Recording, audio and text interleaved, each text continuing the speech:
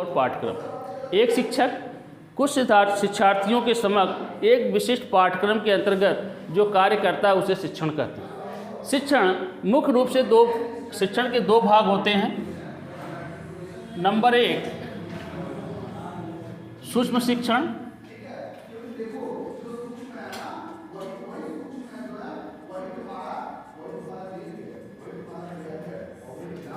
Micro teaching,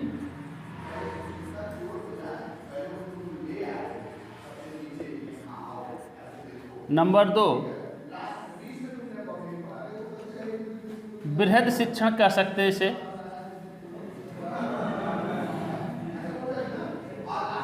जिसे हम लोग आम भाषा में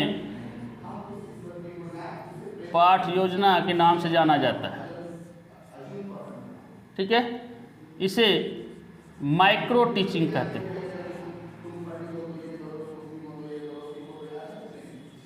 माइक्रो देखा, माइक्रो और माइक्रो इंग्लिश में एक शब्द का अंतर है और हिंदी में इसका बहुत बड़ा अर्थ। यहाँ पर आई है और यहाँ पर ए है। माइक्रो और माइक्रो। माइक्रो मतलब सूक्ष्म, सूक्ष्म हिंदी से स्पष्ट लग रहा है, छोटा सा भाग, और माइक्रो बृहद। माइक्रो और माइक्रो में क्या अंतर है? इसमें बस ये होता है कि सूक्ष्म शिक्षण के अंतर्गत हम लोग समय जो रखते हैं वो लिमिटेड रखते हैं, कम समय रखते हैं, और वो समय होता है 5 से 6 मिनट। मतलब कम समय का एक छोटा सा भाग 5 से 6 मिनट। यहाँ पर समय जो होगा वो अलग अलग सिद्धांतों के अनुसार अलग अलग है। 35 से 35 मिनट, कोई अप्रोच 36 मिनट मानता है और कोई 40 मिनट।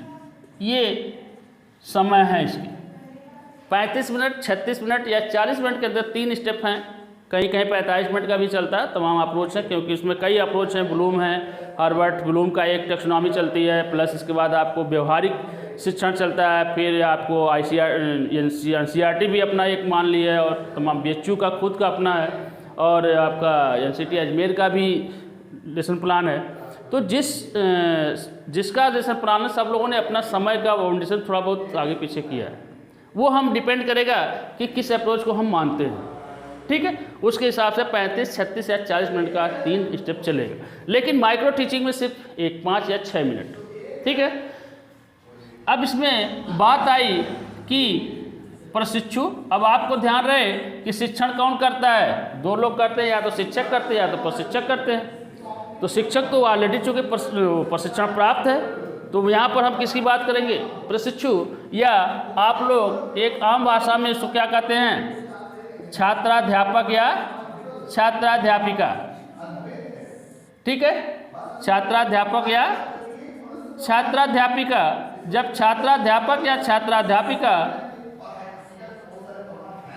शिक्षण कार्य करते हैं तो उसे शिक्षक।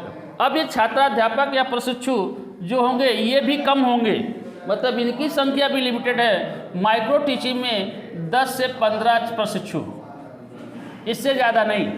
क्यों? क्योंकि इन्हीं प्रशिक्षुओं को हम प्रशिक्षण दे रहे हैं और इसमें आप ही शामिल हैं। 15 लोग एक छोटे से क्लास में होंगे और कक्षा क्या होगी? वो भी छोटी होगी। छोटी ऑलरेडी हो गई कक्षा, क्योंकि संख्या कम हो गई। तो 15 मान लीजिए 15 प्रशिक्षु बैठे हैं, उसी में से बारी बारी एक एक प्रशिक्षु आएगा और अपना 5 मिनट में अपने छोटे से क्लास को पढ़ाएगा, शिक्षण कार्य करेगा। एक पाठ योजना जो हमने साइकिल अभी बताएंगे, पाठ योजना बना के लाएगा और शिक्षण करेगा। इसके बाद उसका जो पर्यवेक्षक पीछे बैठा होगा वो उसको फीडबैक देगा। ठीक है, तो इस तरह से बारी बारी से 10 से 15 अगर बच्चे रहेंगे तो एक दिन में आसानी से सबका प्रशिक्षण हो जाएगा। लेकिन इसमें जो प्रशिक्षुओं की संख्या होगी वो कितनी होगी? मानक के अनुसार कुछ भी हो सकता है। जिस क्लास में, जिस कक्षा में आप जा रहे हैं वहाँ पर 40 बच्चे का, तो जो मेन रेशियो 40 बच्चे होंगे। 40 से कम भी हो सकते हैं, कहीं कहीं ज़्यादा भी हो सकते हैं। ठीक है, तो यहाँ बृहद शिक्षण में आपको संख्या ज़्यादा मिलेगी, इसकी संख्या लिमिटेड नहीं है। ठीक है, तो आप समझ में आया शिक्षण क्या है? शिक्षण 2 प्रकार के होते हैं, सूक्ष्म शिक्षण और बृहद शिक्षण। सूक्ष्म शिक्षण के अंतर्गत हम लोग एक छोटा कम समय में कम प्रशिक्षुओं द्वारा कुछ विशिष्ट कौशल की बात की जाती है। तो यहाँ हम एक और टॉप लेंगे, कौशल। इन कौशलों का हम एक एक कौशल का हम अध्ययन बारी बारी से करेंगे। सभी कौशलों को एक बार अध्ययन नहीं करेंगे। जितने भी कौशल यहाँ पर हम आपको, वैसे तो कौशल बहुत, लेकिन 7 कौशल का हम लोग यहाँ पर अध्ययन करेंगे। वो 7 कौशल यहाँ पर बारी बारी से एक एक कौशल प्रतिदिन चलेगा। मान लीजिए कि 7 कौशल हम आपको यहाँ दिखा रहे हैं। एक कौशल पहले दिन चलेगा, कितने, 5 से 6 मिनट के लिए, कितने, 10 से 15 प्रशिक्षुओं में। जब एक कौशल में ये प्रशिक्षु प्रांगण हो, पूरा हो जाएंगे, मतलब प्रतिपुष्ट में सकारात्मकता आ जाएगी, तब हम दूसरे कौशल पर जाएंगे, फिर तीसरे कौशल पर जाएंगे, फिर चौथे पर जाएंगे, फिर 5वें पर जाएंगे, फिर 6ठे पर जाएंगे। इस तरह से बारी से हम 6-7 दिन में आपको कौशल के बारे में एक एक करके अध्ययन करेंगे, ठीक है। लेकिन बृहद शिक्षण में क्या होता है कि बृहद शिक्षण में उन सारे कौशलों को एक साथ समाहित कर दिया जाता है। वो कहाँ पर किया जाता है, कैसे किया जाता है, जब हम बृहद शिक्षण बताएंगे तो वहाँ पर दिखाएंगे आपको। क्योंकि आज हमारी जो टॉपिक है वो सूक्ष्म शिक्षण है, तो सूक्ष्म शिक्षण को हम बता रहे हैं। क्योंकि सूक्ष्म शिक्षण को बृहद शिक्षण और सूक्ष्म शिक्षण क्या है, इसको हमने स्पष्ट किया। सूक्ष्म शिक्षण कम समय में और वो अधिक समय में, कम प्रशिक्षुओं में। लेकिन यहाँ क्या होंगे, यहाँ प्रशिक्षु होंगे, कौन होंगे, यहाँ कौन होगा, यहाँ प्रशिक्षु नहीं होंगे, छात्र होंगे। अब जब हम आपको ट्रेंड करके, सारे कौशलों को ट्रेंड करके जब आपको विद्यालय में भेजेंगे प्रशिक्षण के लिए, जाने प्रशिक्षण के लिए जूनियर हाई स्कूल या भेजते हैं, वहाँ जब आप जाएंगे तो वहाँ आपको प्रशिक्षु नहीं मिलेंगे। वहाँ क्या मिलेंगे, उस विद्यालय में अध्ययनरत छात्र या छात्राएँ। वो छात्राएँ वैसे आपके मानक के अनुसार कक्षा 6, 7 और 8 के छात्र मिलेंगे आपको, ठीक है। इसमें से आपको कक्षा 6, 7, 8 किसी भी क्लास में पर डे 2 सब्जेक्ट पे आपको टीचिंग करना होगा। वो 2 सब्जेक्ट क्या होंगे, आपके ग्रुप से डिसाइड होगा कि आप किस ग्रुप में हैं। अगर साइंस से हैं तो साइंस का ग्रुप होगा, आर्ट्स है तो आर्ट्स ग्रुप का होगा, उसमें आपको बाध्यता है। अब वहाँ पर आप स्वतंत्र नहीं हैं कि आप जो चाहें कहें, सर हमारा मैथ बहुत अच्छा, आप मैथ पढ़ाएंगे, नहीं। आप अगर 8 साइड से 8 सब्जेक्ट के आपके ग्रेजुएशन में है तो आपको 8 सब्जेक्ट पढ़ाने पड़ेंगे। सोशल है तो सोशल, एक लैंग्वेज, कोई भी लैंग्वेज हो जाएगी, वहाँ पर हो जाएगी, ठीक है। तो यहाँ पर हम लोग क्लियर, अब स्पष्ट हो गया शिक्षण कि माइक्रो टीचिंग क्या है और मैक्रो टीचिंग क्या है। हमारा जो फोकस है वो माइक्रो टीचिंग पर है। तो माइक्रो टीचिंग को हम अब यहाँ पर देखेंगे, क्लियर। चल, जानते ही है शिक्षा। अब इसके पहले हमने बताया शिक्षण के 3 पार्ट्स, शिक्षक, शिक्षार्थी और पाठक्रम। उसी के रूप कड़ी में एक बहुत ही महत्वपूर्ण टॉपिक है जिसका नाम है सूक्ष्म शिक्षण।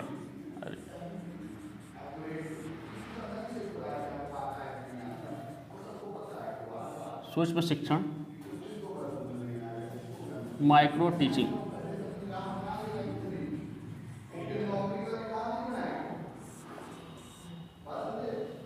सर मार्कर का व्यवस्था कर, ठीक है। सूक्ष्म शिक्षण, नाम से ही सूक्ष्म दिख रहा है। सूक्ष्म क्या होता है, छोटा। शिक्षण का वह भाग जो छोटे से संख्या में, कम समय में, कम छात्रों द्वारा किसी एक पाठ को या छोटे से भाग को जब हम शिक्षण करते हैं तो उसे सूक्ष्म शिक्षण करते हैं। ये कॉन्सेप्ट इसके जो प्रतिपादक हैं या इसको जो देने वाले इसके हैं वो एलन महोदय हैं, जो स्टैनफोर्ड विश्वविद्यालय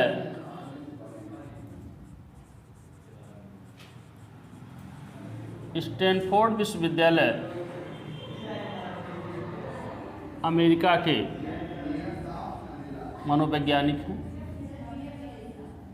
इन्होंने अपने विश्वविद्यालय में इस कॉन्सेप्ट का, इस अवधारणा की खोज की। इनका मानना था कि शिक्षण कार्य करते समय जब हम बड़े स्तर पर शिक्षण कार्य करते हैं तो बच्चे कहीं न कहीं वो प्रशिक्षु जो शिक्षण कार्य करने जा रहे हैं, शिक्षण कार्य करने में असहजता महसूस कर रहे हैं। मतलब हमको उनको शिक्षण में प्रशिक्षण की ज़रूरत है। और ये कार्य ज़्यादातर उन बच्चों के लिए कराया जाता है जो प्रशिक्षु हैं, बीएड, बीएलएड और डीएलएड। शिक्षण कार्य में जब कम समय में हम उनको धीरे से शुरुआत करते हैं कि शिक्षण कार्य कैसे करना है, क्या करना है, तो इसे हम कहते हैं सूक्ष्म शिक्षण। सूक्ष्म शिक्षण एलन महोदय, और भारत में क्योंकि देखा आपने स्टैनफोर्ड विश्वविद्यालय में है, भारत में अगर देखा जाए इसके कार्य पर किया गया है किसी ने, वो डॉक्टर डी तिवारी, ये हमारे भारत में सीपीआई के राइटर हैं। इन्होंने भारत में माइक्रो टीचिंग की शुरुआत किया, किससे प्रभावित होकर के? एलन से। और दूसरा जो कार्य इस पर सबसे ज़्यादा है वो हैं डॉक्टर वी.के. पासी।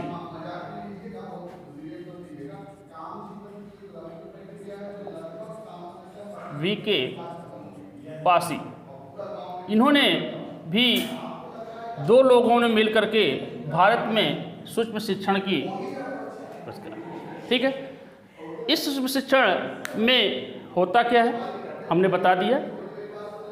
सर्वप्रथम खोज जो किया उन्होंने वो है एलन। पूछा गया है कि माइक्रो टीचिंग के आविष्कारक कौन है या माइक्रो टीचिंग के प्रतिपादक कौन है, तो एलन महोदय हैं। ये स्टैनफोर्ड विश्वविद्यालय अमेरिका के प्रोफेसर थे। भारत में अगर माइक्रो टीचिंग की बात की जाए तो वो डी तिवारी जी हैं, सीपीआई टीचर थे, और डॉक्टर वी.के. पासी। इन दोनों ने मिल करके भारत में माइक्रो टीचिंग की शुरुआत की, और आज आपको सूक्ष्म शिक्षण प्रशिक्षुओं के लिए सबसे महत्वपूर्ण भाग बना। ठीक है, सूक्ष्म शिक्षण में होता क्या है जरा वो देखें। सूक्ष्म शिक्षण में कुछ बातों को ध्यान दिया जाता है, या जो सूक्ष्म शिक्षण के जो घटक हैं उसमें हमने आपको एक परिभाषा भी उनकी वी.के. पासी किया था कि कम समय में, कम संख्या में, कम प्रशिक्षुओं द्वारा और एक छोटे से भाग का जब अध्ययन किया जाता है तो उसे सूक्ष्म शिक्षण कहते हैं। मतलब इसमें संख्या पर ध्यान दिया जाता है। ठीक है, प्रशिक्षुओं की संख्या पर ध्यान दिया जाता है। संख्या जो बात आती है, कम संख्या की बात हमने किया, तो कम संख्या में लगभग 10 से 15 प्रशिक्षु हो जाएंगे, या छात्राध्यापक कह सकते हैं आप। समय की बात आए तो कम समय, लगभग जो समय मानक किया गया वो 5 से 6 मिनट। ठीक है, तो कम संख्या में, कम समय में जब हम किसी परपेंडिकुलर टॉपिक पर, यूनिट पर अध्ययन कार्य करते हैं तो उसे क्या कहते हैं? सूक्ष्म शिक्षण। सूक्ष्म शिक्षण में क्या किया जाता है? कुछ कौशलों के माध्यम से, कुछ विशिष्ट कौशल हैं जिनके माध्यम से हम शिक्षण का कार्य करते हैं। तो अब समझ में आया कि हमको सूक्ष्म शिक्षण के तहत क्या करना है? कम संख्या में, कम समय में कुछ विशिष्ट कौशल के माध्यम से जो शिक्षण कार्य किया जाता है उसे सूक्ष्म शिक्षण कहते हैं। क्लियर? ठीक है, तो आपको अब कुछ स्पष्ट हुआ सूक्ष्म शिक्षण क्या है, जिसमें कम संख्या, कम समय और विशिष्ट कौशलों। तो कम संख्या में, कम समय में विशिष्ट कौशलों के द्वारा जो शिक्षण कार्य किया जाता है उसे सूक्ष्म शिक्षण कहते हैं। क्लियर? अब इसके बाद हम लोग संख्या देख लिया, समय देख लिया और कौशल देख लिया। इसके बाद ये सूक्ष्म शिक्षण कराया कैसे जाता है, इसके स्टेप्स हैं, कुछ चरण है या साइकिल है, जिससे दूसरा है। अब इसमें हम लोग सूक्ष्म शिक्षण के चरण देखेंगे, या साइकिल देखेंगे, चक्र देखेंगे। तो हेडिंग अगली होगी साइकिल ऑफ माइक्रो टीचिंग। मतलब एक प्रशिक्षु जब शिक्षण कार्य करने जाता है तो वो किन साइकिल का ध्यान विशेष रूप से करना चाहिए या करता है। इसमें नंबर 1 पर जो कार्य होता है वो होती है पाठ योजना।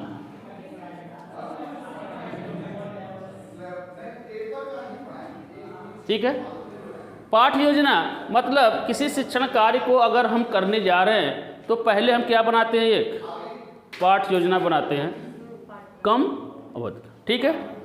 पाठ योजना जब हम बना लेते हैं, एक बार टेट में 2018 टेट में पूछा गया है कि माइक्रो टीचिंग के जो साइकिल है उसमें से फर्स्ट स्टेप क्या है, जो पहला स्टेप क्या है, वो क्या है, पाठ योजना।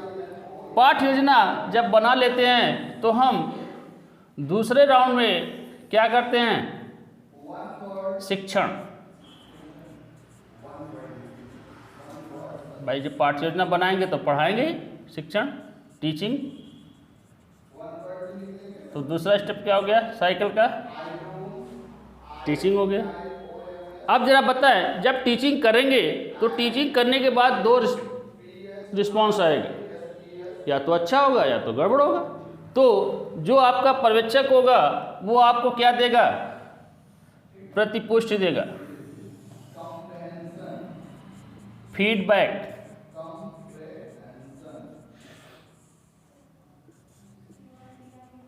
ठीक है, फीडबैक। प्रतिपुष्टि में सकारात्मक और नकारात्मक दोनों दे सकता है। अगर सकारात्मक देगा तब तो ठीक है, आपकी पाठ योजना कंप्लीट है। अगर सकारात्मक नहीं है, इसका मतलब वो आपसे संतुष्ट नहीं है कि आपकी जो टीचिंग है वो सही तरीके से चल रही है, तो वो क्या करेगा, पुनः आपको आदेश देगा कि आप एक काम करें, इस पुनः क्या करें, कहाँ जाएं, पाठ योजना पर। इसका मतलब कि आपको पुनः पाठ योजना का वो आदेश देगा। क्यों? क्योंकि प्रतिपुष्ट में आपको निगेशन आया है, नेगेटिव आया है, आपका शिक्षण सही तरीके से नहीं हुआ है, तो वो पुनः पाठ योजना का आदेश देगा।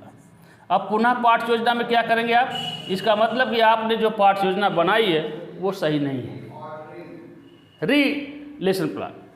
ठीक है, अब पुनः पाठ योजना बनाएंगे तो फिर क्या करेंगे, पाठ योजना के बाद क्या किया आपने, शिक्षण किया है। इसका मतलब कि पुनः हम कहाँ जाएंगे, पुनः शिक्षण, रीटीच।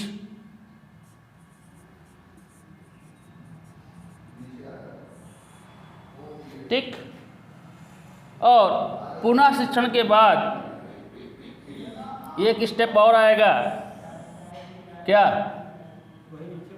पुनः प्रतिपुष्ट। गुड।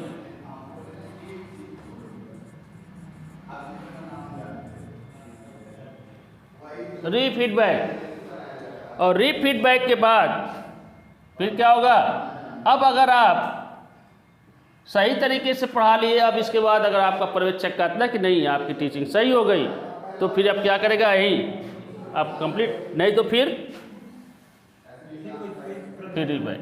मतलब कि ये साइकिल आपकी तब तक चलती रहेगी जब तक कि आपका शिक्षण का कंप्लीट नहीं हो पाता। ये है साइकिल ऑफ माइक्रो टीचिंग।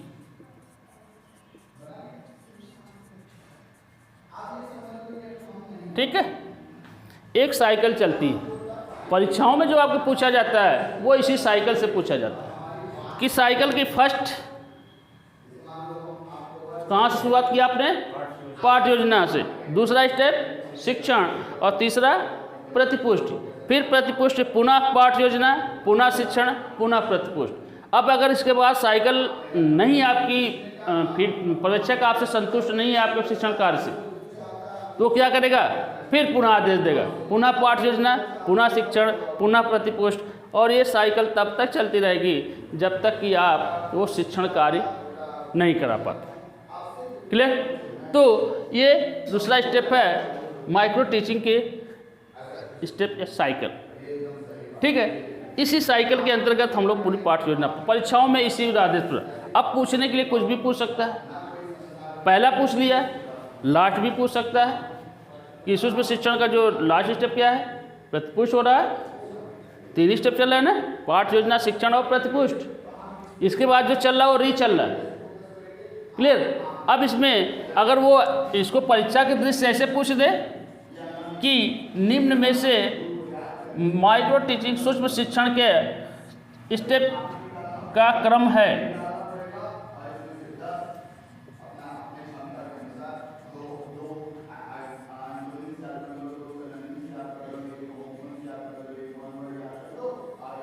ठीक है, पहचान करें। अब इसमें छेड़छाड़ करेगा वो, दूसरा कर देगा पाठ योजना, प्रतिपुष्टि,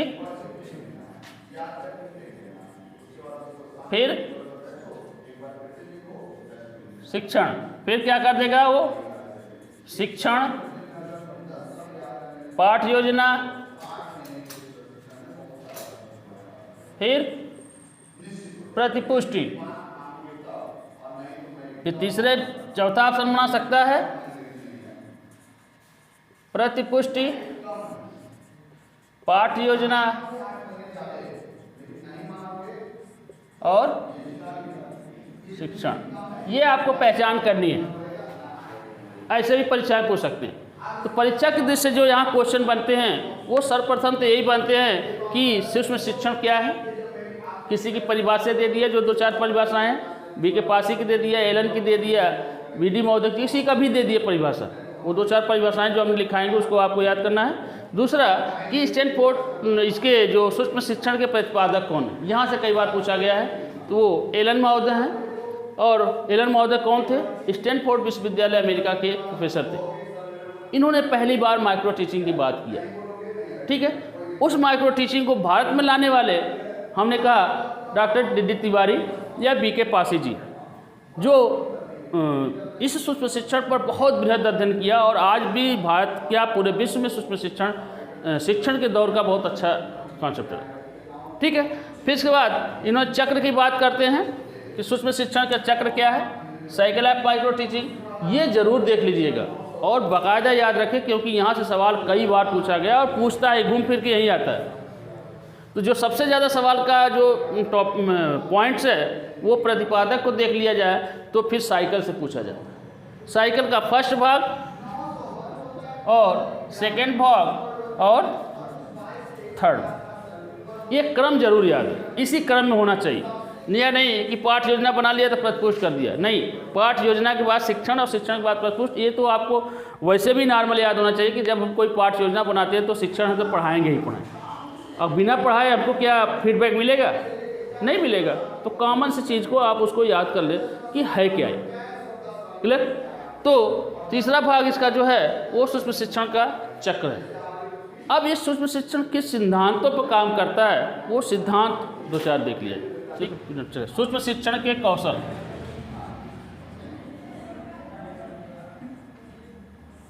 ठीक है, स्किल्स ऑफ माइक्रो टीचिंग।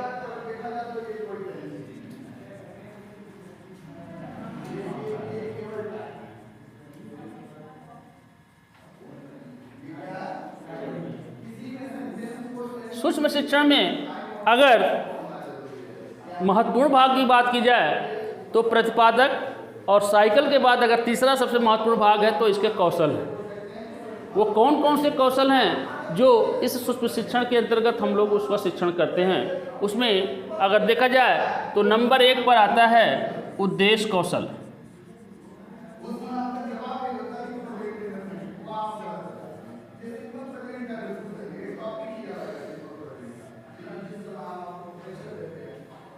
उद्देश्य कौशल, ये कौशल जब हम कोई माइक्रो टीचिंग या सूक्ष्म शिक्षण पढ़ाते हैं तो एक पहले उद्देश्य निर्धारित करते हैं कि क्या, किसे और क्यों पढ़ाते हैं। वो शिक्षण का जो भाग होता है वो उद्देश्य कौशल के आज हम स्पष्ट करेंगे कि आज हम क्या पढ़ाएंगे और कैसे पढ़ाएंगे। ठीक है, इसके बाद जो दूसरा सबसे महत्वपूर्ण कौशल है वो है प्रस्तावना कौशल। हालांकि ज़्यादातर इसी को महत्व दिया जाता है, प्रस्तावना कौशल, इंट्रोडक्शन स्किल। प्रस्तावना कौशल वो कौशल जिसमें हम प्रस्तावना निकालते हैं, मतलब इसमें हम एक प्रकरण को बच्चों के माध्यम से निकलवाते हैं। इसमें हम एक शिक्षण सूत्र का प्रयोग करते हैं। हमने आपको शिक्षण सूत्र पढ़ाया है, वो है अज्ञात से ज्ञात की ओर। अज्ञात से ज्ञात की ओर, मतलब हम अपने बच्चों को जो पढ़ाने जाएंगे उसमें हम ये नहीं बताएंगे कि हम आज आपको क्या पढ़ाएंगे। इस कौशल की सबसे बड़ी विशेषता है कि इसमें हम जो पढ़ाने जा रहे हैं वो बच्चों को मालूम नहीं है।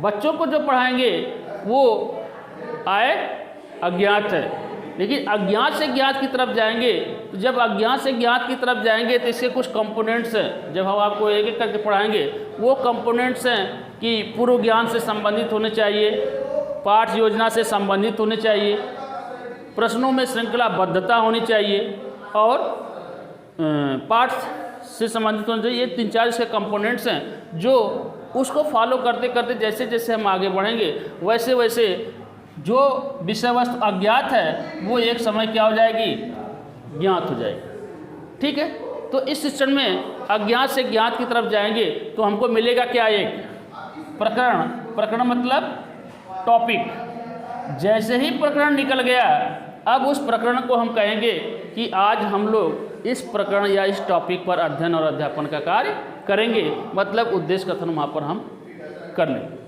ठीक है, जब उद्देश्य कथन करेंगे तो अब तो स्पष्ट हो गया कि हम आपको क्या पढ़ाएंगे, ये टॉपिक। तो इस कौशल में हम एक टॉपिक का उद्गार करते हैं, उस टॉपिक का जो अज्ञात है।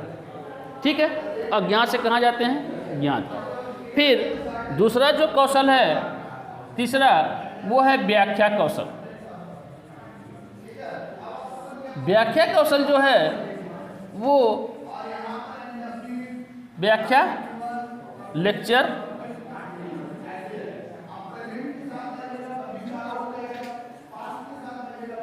अब आपने जो टॉपिक निकाली, जो टॉपिक ज्ञात अज्ञात से ज्ञात की तरफ आया, अब उस टॉपिक पर हम क्या करेंगे, एक व्याख्या देंगे। व्याख्या मतलब हम उसको विधिवत पूरा आरोह अवरोह के साथ उसको स्पष्ट करेंगे, क्लियर करेंगे कि ये है क्या, ये टॉपिक है क्या, जिससे कि बच्चा जो आपका छात्र आपके सामने है वो छात्र बिल्कुल स्पष्ट हो जाए कि वो है क्या टॉपिक। कोई भी टॉपिक निकालेंगे, क्योंकि आप लोग विभिन्न सब्जेक्टों से हैं इसलिए एक सब्जेक्ट में नहीं है। फिर जब हम आपको प्रैक्टिस कराएंगे तो वहाँ पर हम आपको दिखाएंगे कि कैसे निकलेगा। ठीक है, तो जब व्याख्या देंगे तो इस व्याख्या में इतना स्पष्टता हो, सारगर्भित हो कि पूरा का पूरा टॉपिक क्लियर हो जाए। इस बात का ध्यान रखना है। जैसे ही यह टॉपिक क्लियर होती है इसके बाद हम लोग क्या करते हैं, प्रश्नीकरण करते हैं। तो अगला कौशल है प्रश्नीकरण कौशल, क्वेश्चनियर स्किल्स। व्याख्या कौशल करने के बाद एक सवाल उसी व्याख्या से पूछा जाता है जिसे हम वहाँ पर बोधात्मक प्रश्न कहते हैं।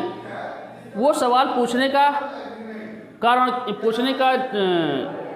कारण क्या है, उसका ये है कि जब हम आपको लेक्चर दे रहे हैं तो चूंकि लेक्चर क्या होता है वो शिक्षक ओरिएंटेड होता है। इसमें शिक्षक जो है कि प्रधान भूमिका में होता है और छात्र क्या होता है, गौण भूमिका में होता है। छात्र चुपचाप सुनता रहता है और चूंकि लेक्चर जब चलता है 5, 10, 15 मिनट का लेक्चर चलता है तो उसमें हो सकता है कि छात्र अटेंशन में ना रहे, छात्र का ध्यान ना रहे। उस ध्यान को केंद्रित करने के लिए हम प्रश्न पूछते हैं, जिससे कि छात्र को ये ध्यान रहे कि अभी तो लेक्चर चल रहा है, बड़ा आनंद आ रहा है, लेकिन लेक्चर के बाद हमसे सवाल भी पूछा जाएगा तो हमसे इसका मतलब कि हमको यहाँ पर अटेंशन देना है, हमको यहाँ ध्यान ना देना है। इसलिए विशेष रूप से उसको बनाया गया उस प्रश्न को कि जब हम व्याख्या दे लें तो छात्र से हमको, अब हम छात्रों से एक एक छात्रों को अल्टरनेट करके जब पूछेंगे तो हमको कुछ उत्तर आएगा। उसके 2 फायदे होंगे, एक तो छात्र अटेंशन में रहेगा, क्लास में छात्र ध्यानपूर्वक उसको लेक्चर को सुनेगा। दूसरा क्या होगा, हमको भी एक फीडबैक मिल जाएगा कि जो हमने लेक्चर दिया वो बच्चों तक सही तरीके से पहुंचा या नहीं पहुंचा। अगर सही तरीके से पहुंचेगा तो फीडबैक में हमें क्या होगा, जिन बच्चों से पूछेंगे उसका उत्तर हमको सही मिलेगा, और अगर नहीं पहुंचा तो सही नहीं मिला। अगर मान लो 2-4 बच्चों से नहीं मिला, बाकी कक्षाओं से मिला, तो हमको पुष्टि मिली कि हमने जो लेक्चर दिया वो लेक्चर सही है। और अगर सारे बच्चे सबको खड़ा किया, प्रश्न पूछा, किसी ने नहीं बताया, तब यहाँ छात्र की गिनती नहीं है, शिक्षक की है कि शिक्षक जो व्याख्या दिया वो प्रभावी नहीं था या सही नहीं था। ठीक है, चलिए तो प्रश्नीकरण करते हैं। इसके बाद जो अगला स्किल है वो है उद्दीपन कौशल, उद्दीपन परिवर्तन कौशल। ये थोड़ा भाई कौशल जो है टफ माना जाता है। टफ इसलिए माना जाता है कि यहाँ पर आपको स्टिमुलस वेरिएशंस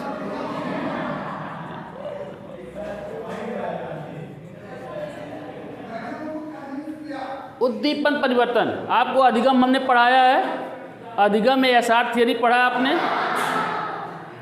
एसआर थ्योरी क्या है, स्टिमुलस रिस्पॉन्स थ्योरी क्या है कि जब हम किसी के सामने, किसी अधिगमकर्ता के सामने हम एक उद्दीपक देंगे तो उस उद्दीपक के फलस्वरूप अधिगमकर्ता में क्या होगा, अनुक्रिया होगा।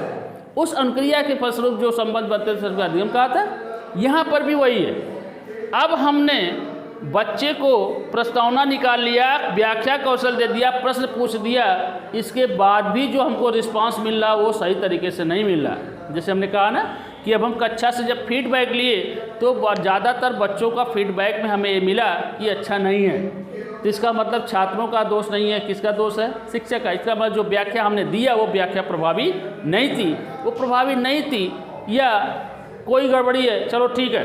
तब फिर शिक्षक क्या करेगा कि एक और कौशल यूज कर सकता है, वो है उद्दीपन परिवर्तन। उद्दीपन परिवर्तन में क्या किया जाता है कि हम एक भाव भंगिमा, शारीरिक संचालन या कुछ वाह टीएलएम के माध्यम से हम आपको एक दूसरा ऑब्जेक्ट पेश करते हैं, उद्दीपक पेश करते हैं, जिससे कि आपको क्या हो, सही तरीके से समझ जाए। जैसे आपने अधिगम में देखा कि अधिगम में जो उद्दीपक था वो उद्दीपक उस उस अधिगम करता, मतलब वो जिस जानवर पर, बिल्ली या कबूतर, कुत्ते, जिसी पर भी कर रहे थे उसको क्या कर रहा था, उत्तेजित कर रहा था। वैसे ये उद्दीपन परिवर्तन उस छात्र को क्या करेगा, अटेंशन उत्तेजित करेगा और उसे उस लेक्चर को, उस व्याख्या को समझने में क्या होगा, आसानी होगा। इसमें हम भाव भंगिमा या शारीरिक संचालन का प्रयोग करते हैं। जैसे मान लीजिए कि हम ब्रह्मांड को पढ़ा रहे हैं या सौर मंडल को पढ़ा रहे हैं। तो सौर मंडल में क्या होता है, ग्रह और सूर्य और ग्रहों का चक्र दिखाते हैं कि एक सूर्य है और वो केंद्र में पड़ा हुआ है और इसके परपेंडिकुलर ग्रह क्या कर रहे हैं, चक्र लगा रहे हैं, मतलब क्या कर रहे हैं, गति कर रहे हैं। और इस गति में देखते हैं कि हर ग्रह गति दो प्रकार से कर रहा है।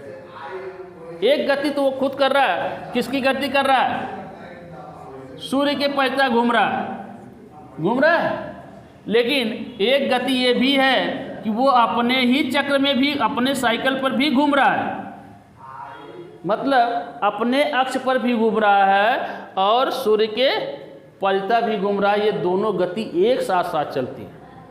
अब हमने कह तो दिया कैसे चलती है, अब छात्र को समझ में नहीं आया, तो एज ए शिक्षक उस समय हम अपनी शारीरिक भाव भंगिमा से उसको कुछ एक्शन दिखा सकते हैं। जैसे कि मान लीजिए हमने कहा कि बेटा मान लो ये डॉयस हमारा जो है ये सूर्य है। अब हम इसमें क्या करें, चूँकि जल नहीं सकते, ये बाउंड बना हुआ है। अब हम इसको, अच्छा बहुत अच्छे, हमारे पास ग्लोब भी है, देखा ये है, ये पृथ्वी है।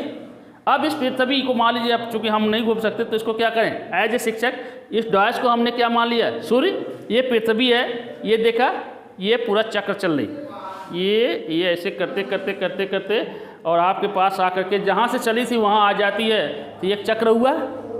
इसे क्या कहते हैं, पृथ्वी के परिक्रमा करना, मतलब इसे परिभ्रमण। इससे क्या होता है कि जलवायु या मौसम का परिवर्तन होता है। आपको मालूम है कई जलवायु आती हैं, गर्मी, ठंडी और बरसात होती हैं। ये जब एक चक्र करता है, जब गति करती है, तो उसे क्या होता है, पृथ्वी में ऋतुओं व जलवायु का परिवर्तन होता है। और इसे पूरा करने में एक समय में 365 सही 1/4 दिन लगते हैं। ठीक है, तो जो हमने यहाँ पर ब्लैक बोर्ड में बताया, उस चीज़ को अगर एक शिक्षक घूम के बता दे तो बेहतर होगा। ठीक है, अच्छा वो तो बात हो गई। फिर अच्छा कहा कि हमने ये कह रहे कि पृथ्वी अपने अक्ष पर भी घूमती है। तो अब देखा, एक तो पृथ्वी है, मान लीजिए ग्लोब है, चल रही है, ऐसे चल रही है, ऐसे चल रही थी, ये भी घूम रही थी, लेकिन अपने अक्ष पर, ये इसका अक्ष है, इस अक्ष पर ये पृथ्वी देखें पश्चिम से पूर्व की दिशा में, मान लीजिए इधर पश्चिम है इधर पूर्व है, तो पश्चिम से पूर्व की दिशा में ऐसे ऐसे चक्र ऐसे ऐसे घूमती रहती है। देख रहे हैं, इधर पश्चिम इधर पूर्व मान लिया, ये देखिए घूम रही है। अब जरा घूमेगी तो हम अगर इस लाइट को हम इसको प्रकाश मान लें, सामने जो लाइट है, तो जो लाइट प्रकाश सामने आ रहा है क्या पूरे ग्लोब पर पड़ रहा है? पृथ्वी गोल है, किस पर पड़ रहा है? यहाँ से आधे भाग पर पड़ रहा है, आधे भाग पर पड़ रहा है तो उजाला है, लेकिन पीछे क्या है? अंधेरा है। तो जो उजाले में रहेगा वो दिन का भाग रहेगा और जो पीछे रहेगा वो क्या होगा? रात का भाग होगा। फिर मान लीजिए क्या ये रात का भाग है, लेकिन ये बढ़ तो रहा है, अब धीरे धीरे बढ़ रहा है, तो जो उजाले का भाग यहाँ पर है वो क्या हो रहा है? इधर आ रहा है, इधर आ रहा है, तो इसका मतलब उजाले से किधर जा रहा है? अंधेरे की तरफ। लेकिन जो अंधेरे की तरफ वो क्या किधर जा रहा है? उजाले की तरफ जा रहा है। तो जो भाग अंधेरे में था वो उजाले की तरफ आ रहा है और जो उजाले की तरफ था वो अंधेरे में। ये 24 घंटे का चक्र होता है। 24 घंटे में एक ग्रह, सभी नहीं, पृथ्वी अपने अक्ष पर 24 घंटे में एक चक्र पूरा कर लेती है। ठीक है, वो 24 घंटा माना जाता है, वो 23 घंटा 56 मिनट 4 सेकंड को। तो इस अवधि में जो पृथ्वी एक चक्र पूरा करती है उसे पृथ्वी की गति कहते हैं। जैसे लेट्टू देखा बचपन में चाया है, लेट्टू अपने कील पर नाचता रहता है, वैसे ये देखिए नाच रही है। ठीक है, अब ये दो मूवमेंट हमने आपको दिखाना है। इन दोनों मूवमेंट को अगर हमारे संयोग से हमारे पास ग्लोब है और अगर ग्लोब ना भी रहे तो हम क्या करें, इसको चक्र करके और हम अपने अर्थ ऐसे नाच करके पूरा एक कर लें, चक्र हो जाएगा। हुआ, अपने स्थान पे आ गए। ये क्या कहते हैं? अपने अक्ष पर ही मूवमेंट। इस तरह से अगर हमको किसी टॉपिक को बच्चे को समझाना है तो उस कौशल को कहते हैं उद्दीपन परिवर्तन कौशल। क्लियर? अब इसके बाद छठा कौशल जो है वो है पुनर्बलन कौशल। पुनर्बलन कौशल, रेनफोर्समेंट।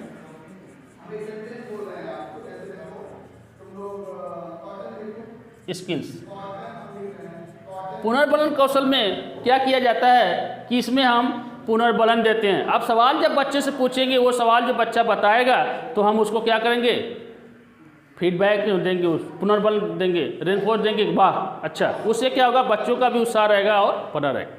और लास्ट है श्यामपट्ट कौशल, ब्लैक बोर्ड स्किल्स। श्यामपट्ट कौशल में क्या किया जाता है कि इसमें हम आपको बच्चे को श्यामपट्ट पर खड़ा होना, कैसे आप श्यामपट्ट पर खड़े होंगे जिससे कि आपको छात्रों को स्पष्ट दिखाई दे और आपका भी काम हो, तो 45 डिग्री पर छात्र खड़ा हो जाता है। और जो ब्लैक बोर्ड पर हम वर्क करते हैं, कार्य करते हैं, वो कैसे करेंगे, उसमें जो शब्द जो अक्षर लिखेंगे उसकी लंबाई चौड़ाई कितनी होनी चाहिए, उसकी मोटाई कितनी होनी चाहिए। मतलब ये जो अक्षर हमने लिखा आपको ना, तो ये क्या है, हमने देखिए मान लीजिए लिखा है, ठीक है, तो अच्छा फिर इनके बीच की जो दूरी है वो इतनी हो कि स्पष्ट दिखे कि यहाँ शिक्षण ही हमने लिखा है। बहुत नज़दीक लिखेंगे तो स्पष्ट नहीं होगा, बहुत दूर लिखेंगे तब भी स्पष्ट नहीं। जैसे इसको ऐसे भी लिख सकते हैं,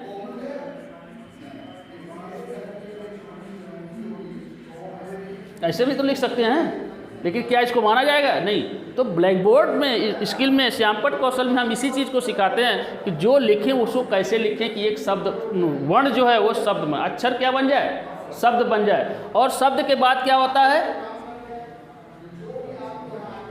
दो चार शब्द बनता है, वाक्य बनता है। तो वो वाक्य कैसे बनेंगे? फिर हम एक जैसे देखे क्या है, अब ये वाक्य बन गया सूक्ष्म शिक्षण के सिद्धांत। जब ये वाक्य बनेगा, इसमें भी देखिए हमने एक गैप दिया है। ये गैप कैसे देना है, कितना देना है, ये भी श्यामपट्ट कौशल के अंदर बताएगा।